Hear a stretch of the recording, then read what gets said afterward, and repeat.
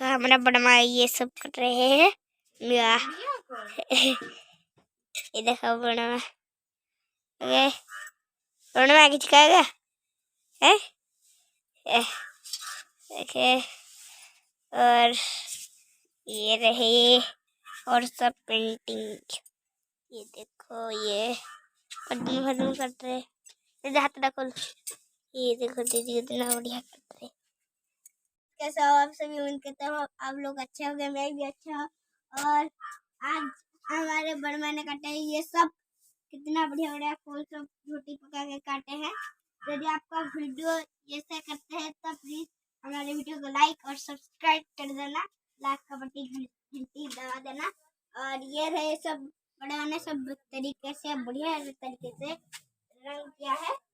और ये फूल तो बढ़िया कमाल का चमाल का ये है। और दीदी भी ने कुछ हमारा मदद किया है। देखो दीदी ने रंग दिया रहा है और वो भी कुछ फूल काटने में सहायता कर रहे हैं और अपने कुछ हेल्प कर रहे हैं। ओके, तो बटे बाद में कटा होगा। आप ये सब देख कर बताओ कैसे लगा है ये सब फूल और झुड्डी।